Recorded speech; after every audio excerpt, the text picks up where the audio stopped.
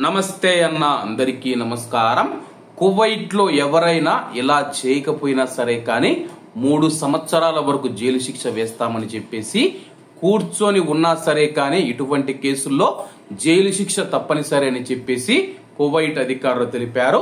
స్థానిక మీడియా తెలిపిన వివరాల ప్రకారం కౌన్సిలర్ మహమ్మద్ ఆల్ దుయిజ్ గారి నేతృత్వంలో మాదక ద్రవ్యాల నియంత్రణ సవరణ కమిటీ కొన్ని కీలక సవరణలు చేసింది.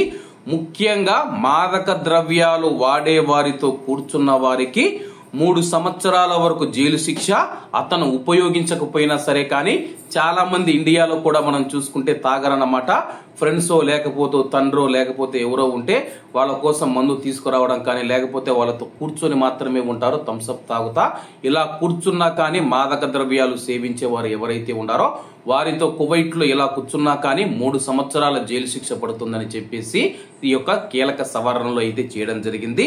అలాగే మాదక ద్రవ్యాలు వాడమని ఇతరులను ప్రేరేపించే వారికి కూడా 3 సంవత్సరాల జైలు శిక్ష. చాలా మందికి అలవాటు ఉండదన్నమాట. అటువంటి వారికి కూడా కొంతమంది అలవాటు చేసి అయితే ప్రయత్నం చేస్తూ ఉంటారు.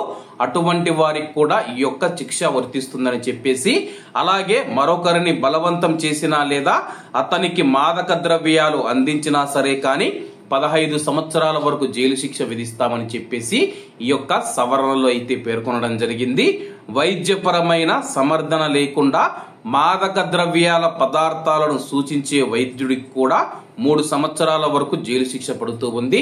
ఒకవేళ అవసరం లేకపోయినా సరే కానీ చాలా మంది మనం చూసుకుంటే మాదక ద్రవ్యాలు కలిగి ఉన్న నిద్ర మాత్రలు కానీ ఏవైనా డోస్ ఎక్కువగా ఇస్తూ ఉంటారో అటువంటి వైద్యులకు కూడా మనం చూసుకుంటే 3 సంవత్సరాల వరకు జైలు శిక్ష పడుతూ ఉందని చెప్పేసి ప్రస్తుతం దీనికి సంబంధించి కువైట్ ప్రధానమంత్రి షేక్ ఫహాద్ ఆల్ యూసఫ్ గారి నేతృత్వంలో ఒక కమిటీని అయితే ఏర్పాటు చేయడం జరిగింది.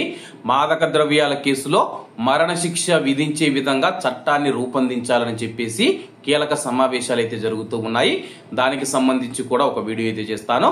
కాబట్టి అందరూ బాగుండాలి, అందులో మనం ఉండాలి. అందరికీ నమస్తే అన్న, జై హింద్.